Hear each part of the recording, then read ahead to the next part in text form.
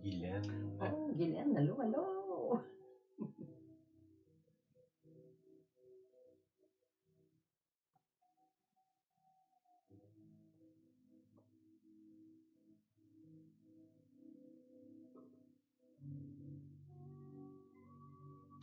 Denis, Allez, Nathalie. allô à vous deux, De nous deux. Denis et Nathalie.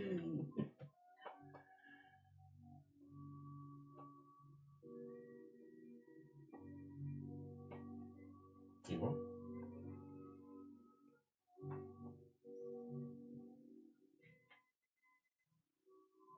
Bon. On a-tu des annonces? Réunion de silence, 19 octobre prochain, toujours à 1h en après-midi chez nous. Puis la semaine prochaine, Action de grâce, ben, on reçoit notre famille pour vous dire qu'on ne sera pas dans les ondes de lundi prochain. Liliane, bonsoir Liliane. Bonsoir. À vous deux, oui, c'est ça. À vous deux, oui. OK. Ouais, on est beaucoup occupés, là. Même si vous ne nous voyez pas sur Internet, là, c'est pas parce qu'on fait rien. On reçoit beaucoup de monde là, à la maison depuis quand même un petit bout. C'est bon, on a du bon temps. On dirait que l'Église, d'une certaine façon, a pris une autre forme. Là, plus des petits groupes qu'on reçoit, soit pour manger ou il y en a même qui couchent. Là. On voyage beaucoup aussi. On a voyagé beaucoup en septembre. Là. On est allé 2 fois aux États-Unis, une fois en Ontario. On a reçu un pasteur de France aussi. Les deux, si vous nous suivez, là, j'ai deux semaines que c'est Jean-Michel qui a parlé. Là. C'est que, bon, en passant, bonjour. Bonsoir à Caroline. Oui, puis bonjour aux gens de France là, qui nous suivent. France qui nous suivent, merci. C'est que c'est ça, on est occupé. Les réunions, comme je vous dis, là, ça prend une autre forme. Là. C'est que c'est différent. C'est juste ça, là, finalement. L'Église apprend une forme différente. On s'aligne vers d'autres choses. Encore une fois, je vous encourage à recevoir des gens chez vous. Puis peut-être juste, cette semaine, je pensais, on a rencontré un couple au début de la 2e semaine de septembre aux États-Unis. Puis des gens de l'Alaska, on les a déjà vus, on les connaît genre, à peine, puis on a pu manger avec eux. Puis la question, c'est quoi ton histoire? Raconte-moi ton histoire. Ouais, raconte-moi ton histoire, comment tu as connu le Seigneur. Puis c'était vraiment, on a eu du bon temps avec eux, des gens qui étaient on va dire, dans la grosse drogue. Puis lui est parti pour aller chercher de la drogue. Puis durant ce temps-là, elle écoutait une émission de télévision, c'était un prédicateur américain. Puis elle a accepté le Seigneur. Quand lui est revenu, là, elle était déjà transformée. J'ai accepté Jésus, puis j'ai fini la drogue. J'ai fini la drogue. Lui se demandait qu'est-ce qui se passait. Fait qu'on on a bien ri, mais en même temps, ça nous a permis de les connaître. Ça fait que peut-être une occasion pour vous d'aller vers quelqu'un, puis un chrétien peut-être, raconte-moi ton histoire, puis peut-être des gens qui sont pas chrétiens, que raconte-moi ton histoire. Aussi, ils ont des Puis des fois, c'est une occasion pour prier avec eux, de les connaître, de bâtir des amitiés, des contacts. C'est ça. Je vous encourage à le faire. C'est enrichissant. Puis c'est drôle parce que je parlais après ça avec un frère au téléphone qui lui est en Caroline du Nord, pas loin où est-ce qu'il y a eu les gros dégâts, là, si vous suivez ça un peu. Lui n'a pas été touché directement, sauf une panne de courant d'une journée ou deux, mais sa maison n'a pas été rien. Puis en même temps, on a parlé beaucoup de choses qui se passent, puis bon temps. Un frère qu'on connaît depuis peut-être 10-15 ans, si c'est pas plus. Là. Si c'est pas plus. Ça, c'est que je remercie Seigneur pour ça. Le fait de connaître du monde, d'investir dans leur vie, les laisser investir dans la nôtre, les laisser approcher, les recevoir, être reçus aussi. On a été reçus beaucoup. Là. C'est que je vous encourage à faire ça. Il y a de la vie dans ça. Il y a quelque chose d'intéressant. OK, aujourd'hui, je veux parler de persévérance. J'ai été voir dans le dictionnaire qu'est-ce que ça veut dire persévérance. Là. Définition, c'est entêtement, persistance, qualité d'une personne qui persévère, qui s'obstine, qui fait preuve d'opiniâtreté, de constance. Il y a plusieurs choses dans ça. Puis on va aller voir dans la Bible, là, dans le fond, qu'est-ce que ça nous dit. Puis aussi, durant les conversations que j'ai eues cette semaine avec au téléphone, puis des personnes que j'ai rencontrées, puis même dans les dernières semaines, on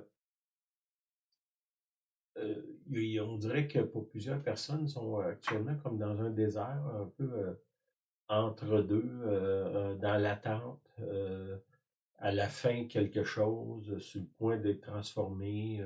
Il y a beaucoup des gens qui ont, on va dire en québécois, qui sont tannés, là, qui, pas comment le dire en français, là, mais tanné, ça veut dire, c'est un mot? Et mon doux, je peux le dire en France, mais bon. Les Français de Les France, ils Français, disent pas tanné, ils mais disent pas nous, on dit tannant. frustré peut-être, là, de la situation actuelle, le Mhm. désir de changer, de le rêve De voir des choses. de penser que ça serait mieux ailleurs. Toutes ces choses-là. Là, puis je le vois dans beaucoup de monde, autant les gens qui sont chrétiens à l'Église que d'autres, des gens dans le monde. Là, il y a quelque chose dans l'air là, par rapport à ça. Puis, ce que ça fait souvent, le danger de ça, c'est on se décourage puis on laisse tomber. On laisse tomber, puis il y a des choses, je pense, qu'on doit. Oui, il y en a marre, c'est ça. C'est que de laisser tomber peut-être pas les bonnes choses, puis de laisser tomber les bonnes choses. Là. Il y a comme une balance que ça prend. Puis il y a quelque chose dans la persévérance. Bon, nous, c'est quand même ouais, ça fait 40 et quelques années qu'on est chrétiens, puis qu'on est ensemble. C'est que je peux le regarder du côté humain là, par rapport à la relation avec Julienne, puis la relation avec le Seigneur aussi. Si on dit, ben oui, on a persévéré, est-ce que ça a tout le temps été facile, puis la vie est un long fleuve tranquille, là, c'est pas nécessairement ça qu'on a expérimenté. Mais au travers des années, de différentes façons, dans différentes choses, on a persévéré. Autant, je pense, au niveau de notre engagement avec le Seigneur, l'un vers l'autre, notre engagement avec l'Église aussi.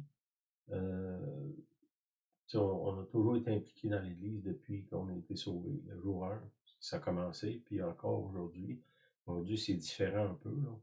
Mais on est impliqué avec des chrétiens, on est impliqué dans l'Église en général. Là, quand même, on voyage beaucoup, là, nous, l'Église à l'extérieur du Québec, l'Église au Québec, les chrétiens ici, au téléphone, par l'Internet, là, ce qu'on fait là actuellement. Puis, au travers des années, on a vu on va dire le pire et le meilleur de l'Église. Là.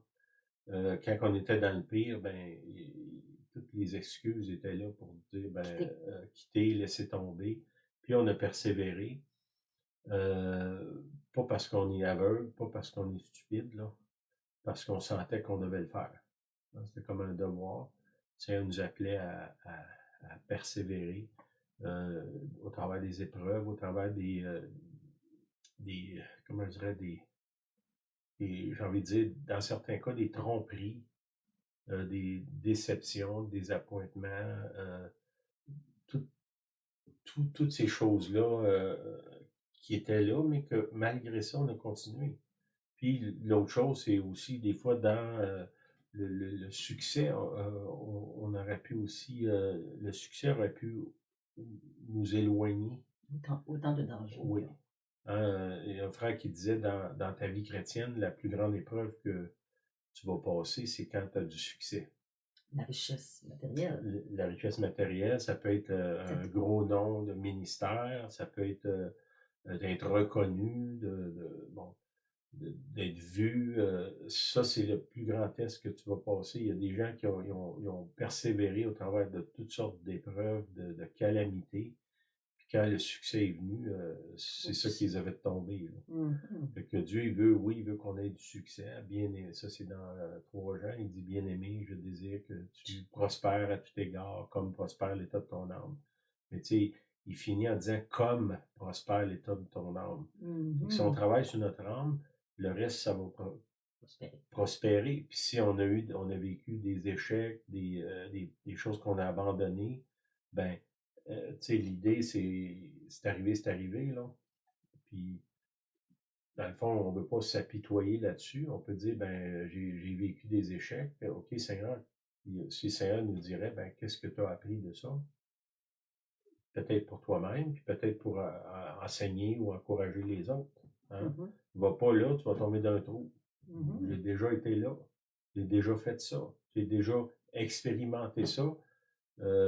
Puis de recommander aux autres. On ne peut pas décider pour les autres. Là. On n'est pas à contrôler la vie des gens, mais on peut quand même. Puis des fois, notre expérience, même si c'est un échec ou on a abandonné, on n'aurait pas dû, ben, le Dieu est dans Hola, Hugo. Dios les bendiga, nos amis du Mexique. Il dit que Dieu bénisse la famille Najo, c'est notre église, là. Le frère du Mexique qui s'occupe de notre mission là-bas. OK, c'est ça. Dieu est dans la business de la rédemption. Mhm. Puis il n'y a aucune place que je peux tomber où est-ce que Dieu ne peut pas me sortir de là. Fait que, si je vous dis des choses, puis vous vous sentez jugé, ou vous vous sentez, ben moi, ça ne m'est pas arrivé, pauvre de moi, ne tombez pas dans l'apitoiement. La Bible a dit qu'on est tous pécheurs. On ne pêche pas tous de la même façon, on n'a pas tous les mêmes péchés.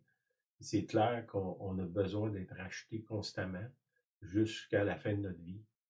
On va être racheté. Si vous avez péché en abandonnant, ben repentez-vous, puis relevez-vous, puis allez de l'avant. Puis le Seigneur, comme je vous dis, il est dans la business de rédemption. Quand j'étais un pécheur, Christ est mort pour moi. Aujourd'hui, que je marche avec lui, je continue à pécher. Que ce soit dans mes pensées, dans mes actions, dans mes omissions, des choses que j'aurais dû faire, que je devrais faire, que je ne fais pas. C'est que l'idée, c'est on est pécheur, on est racheté par la grâce, puis c'est pas une excuse pour vivre dans le péché et dire ben je vais revenir demander pardon, là, c'est pas ça que je dis, mais l'idée, c'est que on a accès à la rédemption à chaque instant de notre vie, constamment.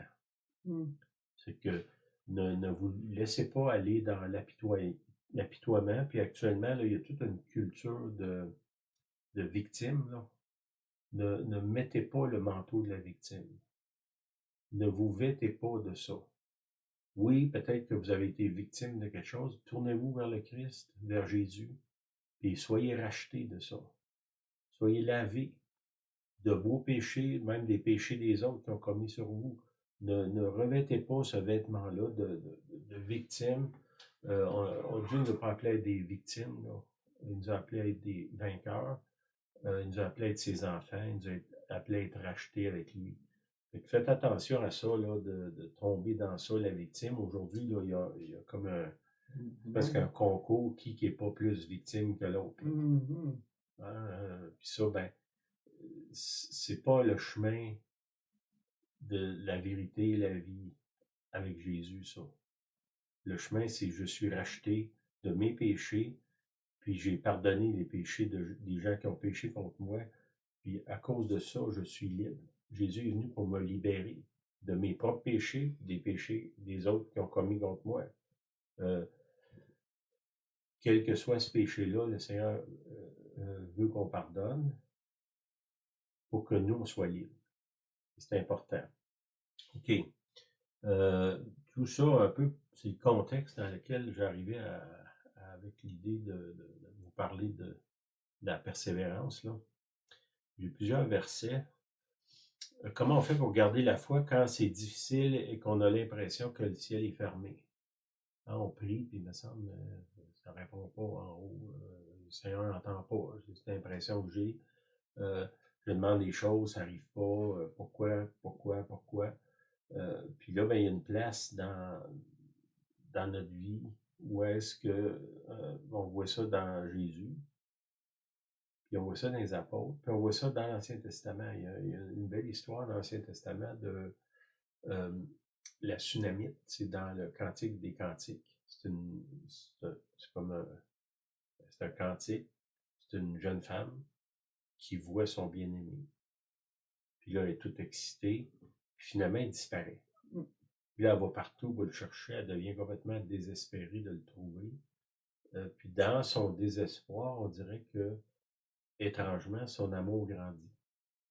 Elle vient pas en colère, elle vient pas en dépression, elle vient pas découragée. Elle vient de plus en plus attisée, enflammée d'amour pour lui, là, finalement. Puis c'est ce que le Seigneur veut. Si peut-être que vous êtes dans cette phase-là dans votre vie où est-ce que vous avez l'impression que votre bien-aimé, le Seigneur Jésus, il n'est pas là, il est parti. Là, c'est caché. C'est caché, c'est ça. Peut-être lire le Cantique des Cantiques, puis vous mettre dans la peau de la Sunamite, c'est la jeune fille. Là, c'est pas son nom, c'est son peuple. Elle vient de Sunam. Puis de ne pas prendre l'autre direction, d'être en colère, puis vous révolter contre Dieu, non. Mais plutôt de le chercher désespérément. Hein? Le Seigneur dit, je vais me laisser trouver par toi si tu me cherches de tout ton cœur. Tout ton cœur. Okay? Bon, tu sais, quand il dit ça, ça veut dire que ça ne sera pas nécessairement facile de le trouver, là, de tout ton cœur. Là, notre cœur, nous, on dirait qu'il saute à gauche, saute à droite, on est distrait, on est attiré, on détourne les regards, bon, je sais pas s'il y a juste moi qui fais ça, là, mais OK, dans Romains 5.3, c'est Paul qui parle, il dit bien plus, nous nous glorifions nous-mêmes dans les afflictions, sachant que l'affliction produit la persévérance. Okay? C'est sûr que si j'ai pas de problème, j'ai pas besoin de persévérer. Hein? Mettons, je sais pas, mettons, je suis un enfant de riche, puis mes parents payent tout, puis ils posent jamais de questions, puis j'ai pas besoin de travailler, puis j'ai pas besoin pas besoin de me lever, j'ai pas besoin de payer des factures, j'ai pas besoin de rien faire. Ben, j'ai pas d'affliction, là. C'est que j'ai pas besoin de la persévérance. Parce que c'est les autres qui l'ont à ma place. C'est que mais dans le Seigneur, il est là, mais en même temps, il va laisser des choses venir dans notre vie. Parce que Paul, il dit, je me glorifie des afflictions. Si on peut dire, c'est quelqu'un qu'on peut idéaliser, qui était proche de Dieu, c'est bien l'apôtre Paul. Puis là, il est en train de dire qu'il est dans les afflictions, je comprends pas, là. Le Seigneur avec lui, tout, il devrait marcher dans la gloire, dans la victoire, dans la félicité. Puis, c'est pas ça qu'il nous dit. Il dit, ça produit la persévérance. Il continue, il dit, la persévérance, ça va produire la victoire. Dans l'épreuve et dans cette victoire, l'espérance. Okay? Ceux qui persévèrent, c'est ceux qui obtiennent les promesses. Si je reviens à l'histoire de la Sunamite, bon, c'est comme une allégorie. Il y en a beaucoup qui disent ça parle de Jésus, l'Église. Ça peut parler d'un homme, d'une femme, là, mais en image, ça parle de Jésus. Ben, la Sunamite n'est pas partie avec un autre. Elle a continué à le chercher jusqu'à temps qu'elle le trouve. Puis ça, c'est souvent ce qui se passe, c'est qu'on ne persévère pas. Puis là, on s'en va ailleurs. Beaucoup, au travers des années, ça fait quand même longtemps qu'on est là, là. Au travers des années, beaucoup de gens ils viennent à l'Église, ils espèrent obtenir quelque chose. Quelle que soit la chose qu'ils espèrent, une guérison, trouver quelqu'un, sortir de la misère. Bon, il y a toutes sortes de raisons. Puis si ça ne se produit pas immédiatement, ben souvent, ils s'en vont, ils ne persévéreront pas. Puis de l'autre côté, à d'autres reprises, on a vu à maintes reprises des gens pour qui on a prié, qui ont eu des guérisons miraculeuses, extraordinaires, qui sont partis. Ils n'ont pas persévéré dans la relation avec le Seigneur. Puis cette relation-là, souvent, il y a des moments, des grands moments de vide où est-ce que, comme on le voit dans le Cantique des Cantiques, le Seigneur comme disparaît. Puis là, on marche par la foi. La foi, c'est quoi? C'est croire sans voir. Tu sais, si je marche dans les miracles, les guérisons, puis Jésus m'apparaît, puis les anges m'apparaissent, j'ai pas besoin de persévérance, là. C'est facile. D'un coup, je rentre dans une étape où est-ce que, tiens, soudainement, euh, Seigneur, t'es où? Hein, il me semble que tu étais là, présent la semaine dernière, puis là, qu'est-ce que je vais faire à ce moment-là? Quand il parle des afflictions, c'est de ça qu'il parle. Il parle de continuer, de persévérer. Puis ça dit la victoire dans l'épreuve. Vous avez une épreuve, accrochez-vous au Seigneur, puis vous allez avoir la victoire. Puis l'espérance est là aussi. Puis je pense à, mettons, quelqu'un qui veut exceller dans les sports. Bon, les gens qui sont excellent dans les sports, ils ont mal dans les muscles. Ils ont du mal. Ça leur fait mal. Hein? Ils courent jusqu'à temps qu'ils perdent le souffle. Ils viennent les gens crampés, engourdis. Ils se privent de toutes sortes de choses. À un moment donné, on a rencontré une jeune femme qui était dans le Cirque du Soleil, puis elle faisait du fil de fer, là, les gens qui marchent sur un fil de fer. Bon. C'était incroyable les choses qu'elle se privait volontairement pour rester au top de sa performance. L'heure à laquelle elle se couchait, elle prenait pas de boisson, elle mangeait, elle exerçait constamment, même en vacances, elle devait continuer à s'exercer. C'était vraiment impressionnant de voir la persévérance qu'elle avait dans ce qu'elle faisait. Là. Ben, c'est ça, mais dans le Seigneur, c'est la même chose.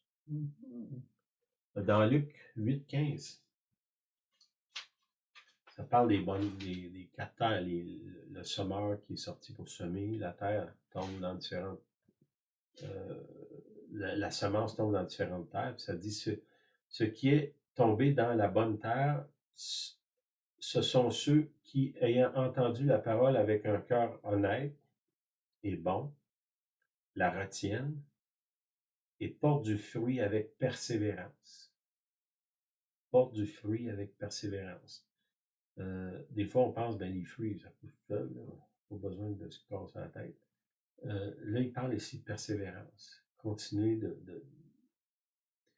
qu'on a entendu, notre cœur était honnête, on a retenu ce qu'on a entendu, on s'est accroché à ça, on a marché avec persévérance. Un autre passage, c'est dans Romains 2,7. Ça dit « Réservant la vie éternelle à ceux qui, par la persévérance à bien faire, cherchent l'honneur, la gloire et l'immortalité. » Ça, c'est une chose importante, la question de l'immortalité.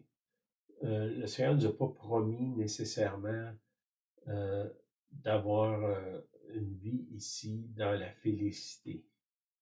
Si vous étudiez l'histoire de l'Église, des apôtres, les 12 apôtres, il n'y en a aucun qui n'est pas mort martyr.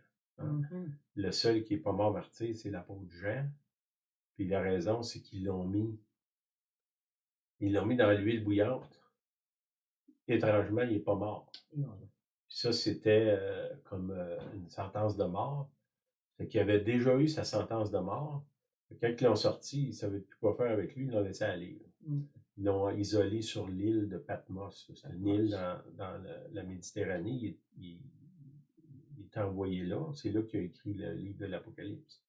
Et tous les autres sont morts martyrs. Puis là, nous, on voudrait que Dieu nous garde dans la ouate avec le traitement VIP constamment. Puis c'est pas ça nécessairement qui est la vie chrétienne. Hein? Il y a des moments de gloire exceptionnels, glorieux, où est-ce qu'on marche sur les nuages, là, littéralement. Mais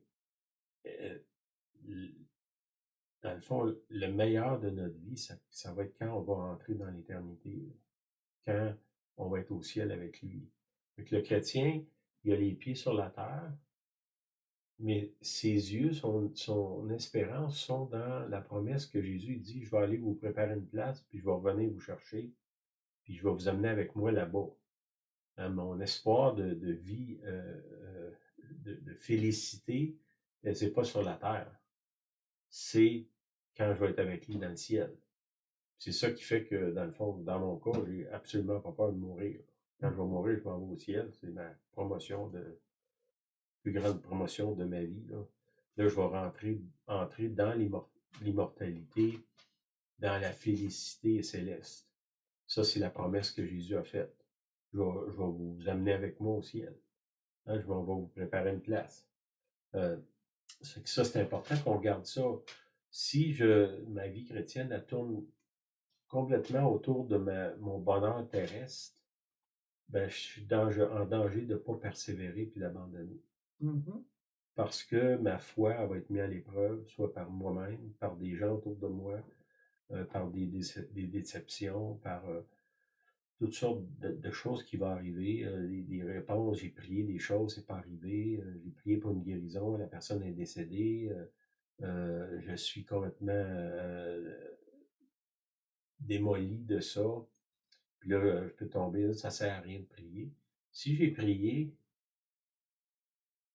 puis il y a eu une réponse, c'est pas la réponse que je voulais, ben il faut que je fasse confiance à Dieu. Voilà. Puis quand je vais être au ciel, Dieu va répondre à toutes mes questions. Puis il y a des questions qui sont répondues sur la terre, il y en a qui ne le sont pas. Entre-temps, ben, ça prend la foi. Je crois que Dieu est bon. Je crois que son plan, son idée, sa façon de faire est meilleure que la mienne. Je ne suis pas toujours d'accord avec lui, mais je sais que c'est toujours lui qui a raison. Hein?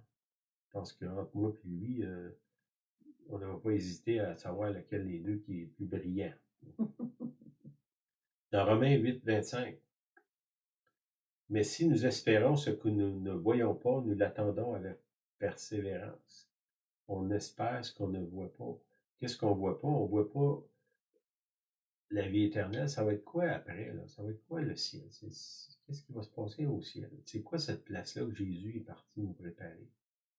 Il y a quelques descriptions dans la Bible qui parlent un peu de ce qu'il y a l'autre bord. Une des choses qui m'impressionne, ça dit que dans le ciel, la Nouvelle Jérusalem, les rues sont pavées d'or. Pas de l'asphalte, c'est de l'or.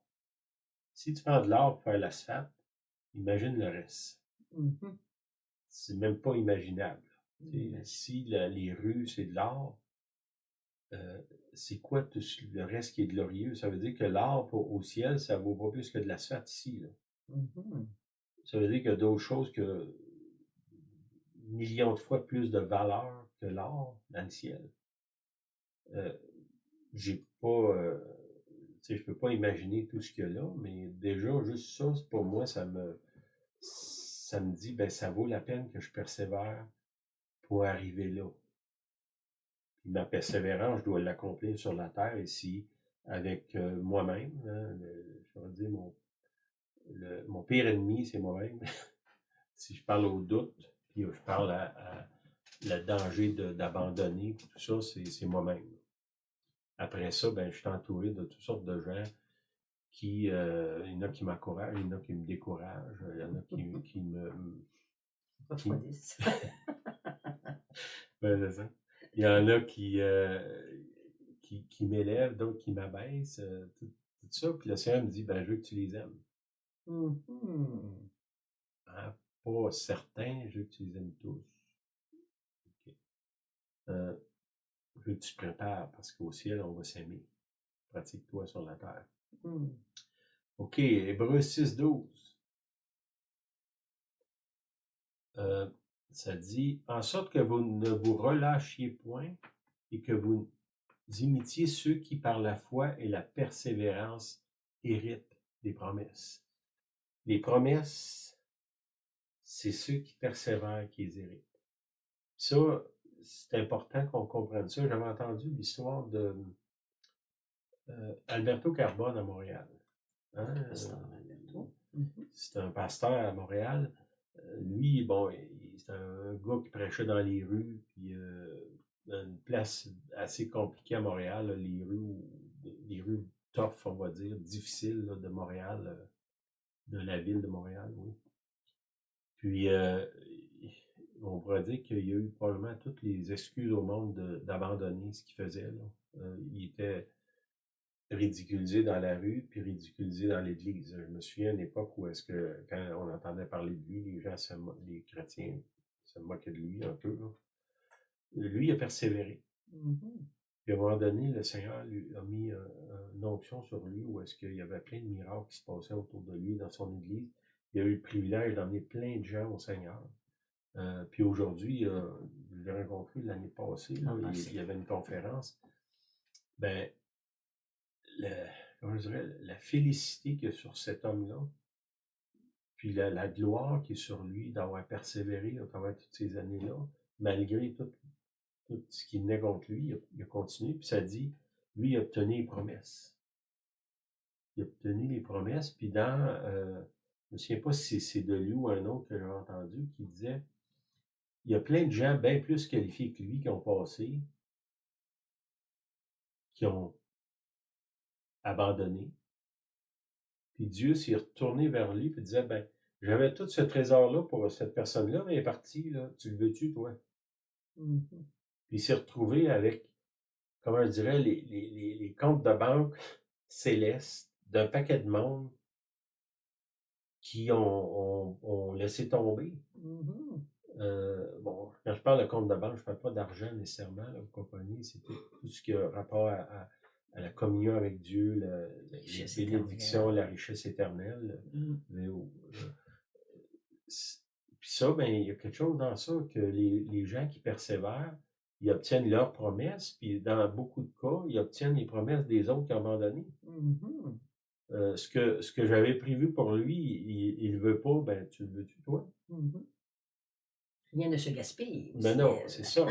Puis là, on se retrouve avec des gens, des fois, qui sont surqualifiés parce qu'ils transportent. Dans l'Ancien Testament, il parle de manteau. Manteau, c'est comme ce que Dieu met sur nous. Une autorité, on dirait. Une autorité, un appel, une capacité de faire des choses extraordinaires. Ben là, il se retrouve avec un paquet de manteaux d'un paquet de monde qui ont dit non, moi je m'en vais ailleurs. Puis ils se détournent, qui ont abandonné. C'est que si vous persévérez, vous allez obtenir vos promesses, mais beaucoup de chances que Dieu vous offre ce que les autres ont dit non, j'en veux pas. Là. Ou nous t'entendrons là-dessus une autre fois, ce que les gens disent à Paul à une place. Les gens qui sont partis, qui ont abandonné. Ça vaut la peine de persévérer. On peut se retrouver avec un héritage qui dépasse ce qui nous avait été prévu au départ. Ceux qui connaissent Yvon Stabili, je pense qu'Yvon, il y a ça sur lui. Il y a un paquet de manteaux qui n'y appartiennent pas. Pas parce qu'ils ont volé, là. Mais parce que les autres ils ont dit non, merci. Puis Yvon, il a dit, il a levé sa main, il a dit, moi, c'est bon, je vais y aller. Pas parce qu'il était nécessairement appelé à faire ça, mais parce que il avait l'audace, la persévérance, puis l'audace surtout de le faire. Il y a d'autres personnes que j'ai rencontrées qui ont ça aussi, qui ont ramassé des choses que d'autres ont laissées. Dans le fond, que les autres n'ont pas vu la valeur de ça. Il n'y a rien qui ait le plus de valeur dans notre vie que ce que Dieu nous offre. Puis ça, c'est une affaire, j'ai marqué plusieurs, surtout en Occident, là, parce qu'ailleurs c'est différent, mais beaucoup de gens ont échangé l'appel de Dieu pour des carrières, pour des positions, pour de la sécurité. Ils ont passé aux côtés de choses extraordinaires que le Seigneur avait pour eux. Parce qu'ils ont eu peur. Hein, c'est un peu celui qui enterre sa pièce, là. Son talent. C'est la peur. C'est la peur. Comme si je vais servir Dieu, il va me garder dans la misère. C'est que je ne prendrai pas de chance, je ne le servirai pas. Je vais m'accumuler des trésors sur la terre. Il m'en garde de ça. Faites attention à ça, puis ne prenez pas ça comme excuse pour lâcher votre job, là. Soyez sûr que c'est Dieu qui vous appelle, puis l'autre chose que j'ai entendue cette semaine, c'est un peu, je m'étire un peu, là, mais c'est bon. Si vous regardez dans Hébreux 12, les héros de la foi, il n'y a presque aucun de ces personnages-là que c'est on va dire, un prêtre ou un sacrificateur ou un ouvrier à temps plein dans l'œuvre, dans eux, c'était pas une église, c'était un temple. Il n'y en a presque aucun. Il y a des fermiers, des fonctionnaires, il y a des hommes d'affaires, il y a des soldats, il y a des bergers, il y a toutes sortes de monde qui sont pas nous autres, on va dire des pasteurs. Là. C'est que faire l'œuvre de Dieu, ça ne veut pas dire de devenir pasteur d'une église. Là. Ça peut être un haut fonctionnaire. On voit ça, Daniel, Néhémie, c'est des hauts fonctionnaires dans l'Ancien Testament. Joseph, il devient un haut fonctionnaire. C'est le deuxième après le roi, là, Pharaon. C'est que c'est un haut fonctionnaire. Ces hommes-là, ils ont fait l'œuvre de Dieu. Là, mais ils n'étaient pas pasteurs d'une église. Ça, c'est important qu'on fasse cette nuance-là. OK. OK, dans Apocalypse 1:9, ça, c'est Jean, l'apôtre Jean, lui qui a baigné dans l'huile bouillante. Il écrit, il dit, « Moi, Jean, votre frère, qui est part avec vous à la tribulation. » Lui, il a goûté comme il faut, la tribulation. « Et au royaume et à la persévérance en Jésus. » Trois choses, tribulation, royaume, persévérance en Jésus. Hein? C'est drôle qu'il utilise le mot tribulation, là, parce que lui, il dit qu'il il a peur à la tribulation. Puis là, il y a plein de monde qui disent qu'ils n'auront pas peur à la tribulation. Oups! Oups!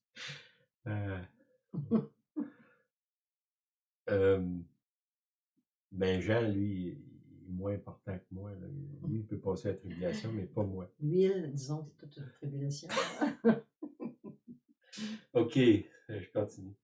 Je ne veux pas aller trop loin là, sur ce sujet-là, mais c'est quand même intéressant qu'il utilise le mot tribulation. Votre frère qui part avec vous à la tribulation. Hein? C'est pas moi qui ai écrit ça. Là. Je connais tes œuvres. Ça, c'est Apocalypse 2:2. C'est Jésus qui parle à l'Église. Je connais tes œuvres, ton travail, ta persévérance. Tes œuvres, ton travail, ta persévérance. Je sais que tu ne peux supporter les méchants, que tu as éprouvé ceux qui se disent apôtres qui ne le sont pas, et que tu les as trouvés menteurs. Il continue au verset 3, il dit que tu as de la persévérance et que tu as souffert à cause de mon nom et que tu ne t'es point lassé. Hein? 2 fois le mot persévérance là-dedans, il parle de persévérance qui fait partie des caractéristiques que Jésus recherche dans l'Église, là, parce qu'il parle à l'Église ici. Puis, tu as persévéré malgré la souffrance du nom de Jésus. Okay? Plus loin, un autre passage dans l'Apocalypse, ça dit 3:10. Parce que tu as gardé la parole de la persévérance en moi. Et donc, là, la parole de la persévérance en moi. Parole de Dieu, la parole de Jésus. Jésus, c'est la parole. Hein, dans Jean 1, il dit la parole de la persévérance. Ça fait partie intégrale de l'intégrité d'être chrétien, c'est de persévérer. Je te garderai aussi à l'heure de la tentation qui va venir sur le monde entier. Hein, si vous entendez actuellement là, ce qui se passe dans le monde, les bruits de guerre, des cataclysmes terribles qui se passent, le chaos social, le chaos financier, le Seigneur dit, parce que tu as gardé la parole de la persévérance en moi, en Jésus, persévérer en Jésus, je te garderai aussi à l'heure de la tentation qui va venir sur le monde pour éprouver les habitants de la terre. Puis les 2 versets avec lesquels je vais terminer. Car vous avez besoin, ça c'est Hébreux 10:36. Car vous avez besoin de persévérance. afin qu'après avoir accompli la volonté de Dieu, vous obteniez ce qui vous est promis. Vous avez besoin de la persévérance. Ben, ce que moi j'entends par là, c'est comme s'il me dit, ben, j'ai des choses extraordinaires pour toi, mais ça ne viendra pas facilement. Mm. Tu vas les obtenir si Si, condition. tu persévères. Si tu persévères. Si. Il y a un frère qui disait persévère, hein, comme avec une percée. Oui. Si tu perces, tu vas aller vers. Je pensais qu'une perceuse, nous autres on dit une drill.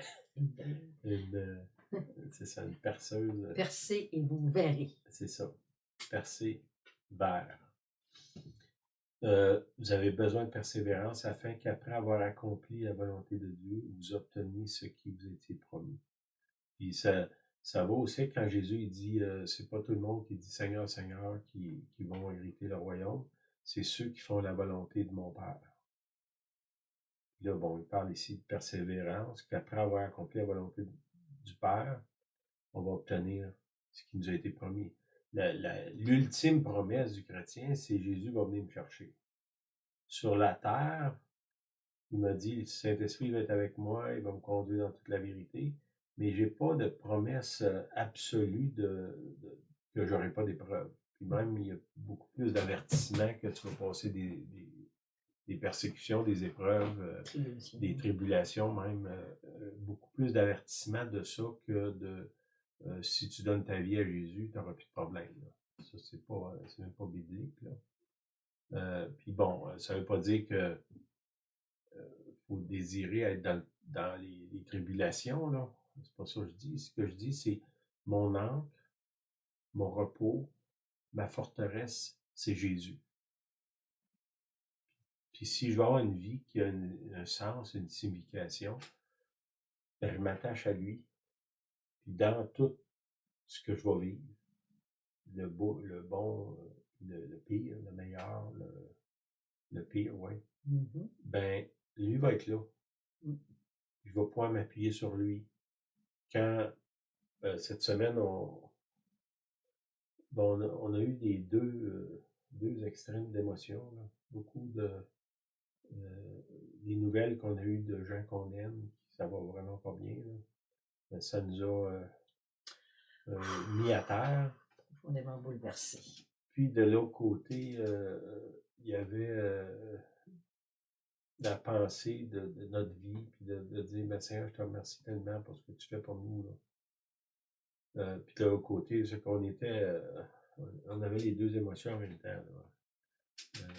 On pourrait dire sur le bord des larmes à cause des souffrances, surtout des autres, là, parce qu'à ce moment-ci, on ne peut pas dire qu'on est là. Puis de l'autre côté, d'être reconnaissant pour ce que Dieu nous donnait. Là. Les deux étaient là en même temps. Là, c'était compliqué à gérer. Hein? Oui, on a eu depuis 2 jours. Oui, c'est ça. On a besoin de persévérance. Je veux prier pour ça. Puis Luc 21, 19, c'est mon dernier verset, ça dit « Par votre persévérance, vous sauverez vos âmes. » Quand même. Hein? Par votre persévérance, vous sauverez vos âmes. C'est que c'est pas une option, la persévérance. Là. C'est essentiel. J'ai pas beaucoup d'espoir à moi-même pour ça. Là. Je veux plus m'appuyer sur le Seigneur. Toute bonne chose vient de lui. Jésus dit sans moi, vous ne pouvez rien faire. Il faut vraiment se tourner vers lui. Seigneur, aide-moi à persévérer. Amène-moi au bout du chemin dans lequel tu m'as appelé. Aide-moi à voir les bonnes œuvres que tu as préparées d'avance sur moi le long du chemin. Aide-moi à persévérer. Aide-moi à certains moments traîner d'autres. Hein? Puis il y a des moments, c'est d'autres qui me traînent. Par la prière, par des encouragements, par notre présence. Puis des fois, c'est l'autre qui vient, puis c'est lui qui nous garde. Là. De s'encourager les uns les autres dans ça. OK, je vais finir par la prière. Seigneur, je te prie pour que tu nous aides à... On a besoin de ta grâce pour continuer. pour persévérer. Puis ce que j'avais derrière moi, le don't quit, ne pas abandonner, Seigneur. Mhm. On ne veut pas être de ceux qui abandonnent pour se perdre, mais on veut être de ceux qui persévèrent, qui s'attachent à toi, qui dépendent de toi, qui s'accrochent à toi, Seigneur. Aide-nous, donne-nous cette grâce-là, Seigneur. Fais-nous voir, Seigneur, la grandeur de ce que tu as préparé pour nous, Seigneur, afin qu'on ait les yeux sur la récompense, qu'on continue à marcher avec toi, qu'on n'abandonne pas. Seigneur, délivre-nous des distractions, des choses qui nous font regarder à gauche, à droite, Seigneur, mais que nos yeux soient sur toi. Aide-nous, Seigneur. Amen. Amen. Amen. Amen. Amen. T'avais-tu quelque chose? Je veux juste ajouter que hier, j'avais une petite rencontre avec des adolescents. Puis le mot qui est ressorti de notre rencontre, c'est fidélité, qui va peut-être avec le mot persévérance. Puis le verset, je n'ai pas la référence, mais ça dit fidèle dans les petites choses, il va vous en confier des grandes. Ma question, c'est quoi les petites choses? Alors, étant comme une maman, on enseigne à nos enfants, bon, fais ton lit le matin, nettoie ton je sais pas, amène des choses au lave-vaisselle, vide des petites choses. Des petites choses de la vie, dans la fidélité, Dieu nous en confie des grandes. Alors, c'est un peu le sujet de notre conversation d'hier soir, fait que je vais juste ajouter ça. Amen. Amen. Ben, merci. Bonne semaine. Bonne semaine à chacun. Trouvez-vous quelqu'un, demandez-lui c'est quoi ton histoire, là. Oui. C'est quoi ton histoire? Alors, on se verrait dans 2 semaines, qui c'est-à-dire le 21 octobre, parce que l'Action de grâce, nous recevons la famille. Ah oui, c'est ça. On va avoir l'histoire des gens de la famille, c'est un petit bout qu'on ne les a pas vus. Soyez bénis, merci. Soyez bénis tous chacun. Bye bye. Amen. Bye bye. Bonne semaine.